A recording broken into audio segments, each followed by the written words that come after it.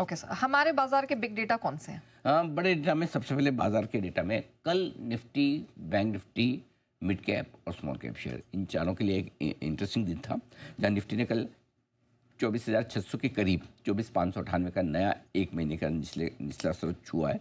वहीं bank Nifty ने भी कल 56,000 के नीचे 55,843 का नया एक महीने का निचला स्तर छुआ है। तो दोनों ने इंट्राडे में नए लो बनाए हैं एक महीने के लिहाज से, और स्मॉल कैप और मिड कैप शेयरों ने भी इंट्राडे में नए लो बनाए हैं। ये अलग बात है कि उसके बाद एक स्मार्ट और शानदार रिकवरी दिन की ऊंचाइयों पर हुए बंद। तो मार्केट के लिहाज से ये 3 डेटा बड़े हैं जो अहम हैं, यानी कि एक महीने के लोएस्ट लेवल से बाजार रिकवरी देने की कोशिश कर रहा है। इसके अलावा कौन से डेटा बड़े हैं?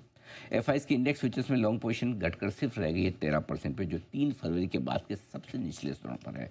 यानी कि आप देखिए इस रिकवरी में भी एफआईज की जो शॉर्ट कवरिंग हुई है वो सिर्फ और सिर्फ स्टॉक फ्यूचर्स तक सीमित है, न कि इंडेक्स में।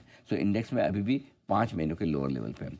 इसके अलावा लगातार 7वें दिन बिकवाली की है एफआईज ने कल के सेशन में, और ये बिकवाली 11 अप्रैल के बाद हुई। सोचिए 11 अप्रैल के बाद अब जाकर वापस एफआईज तगड़ी बिकवाली करते हुए दिख रहे हैं। 9 अप्रैल को आपने लो बनाया था इस पूरे फॉल का 21,742 के आसपास का। तो आप सोचिए एफआईज के लगातार 7 दिन जब बिकवाली हुई थी पिछली बार, तब बाजार के लो बने थे। तो क्या ये भी 24,600 के आसपास लो बने नहीं बने, इसका जवाब लेने की कोशिश करेंगे। इस बीच घरेलू फंड ने लगातार 17वें दिन कल खरीदारी की, और ऐसा काम पिछली बार उन्होंने 5 फरवरी से लेकर 28 फरवरी के बीच में किया था, यानी कि फरवरी के महीने में। फरवरी के बाद, बजट के बाद पहली बार एफआईज ने, घरेलू फंड ने लगातार 17वें दिन खरीदारी की, और खरीदारी का आंकड़ा भी मजबूत है नेहा जी।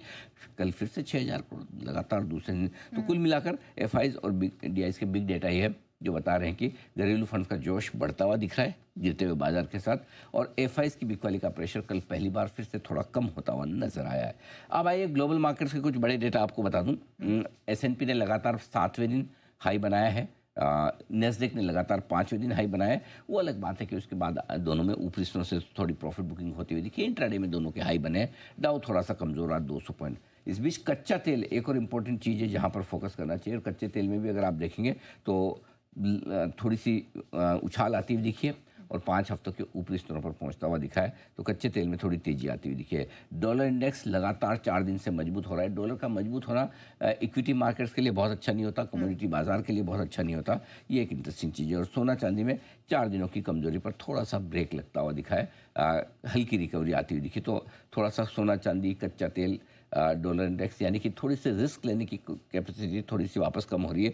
लोगों में थोड़ा सा डर आता हुआ दिखा है। ये पहला संकेत हो सकता है आज की फेड की मीटिंग के पहले ऐसा होता हुआ दिखे। और इस बीच रुपया कमज़ोर होता दिख ही रहा है। लगातार 5 महीनों के निचले स्तर पर रुपया लौटता हुआ दिखा। कल हमने 5 हफ्तों के लोअर लेवल पे देखा था।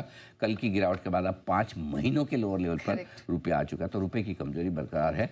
आज की ये बिग डेटा है जिन पर आपको करना है फोकस। Okay sir,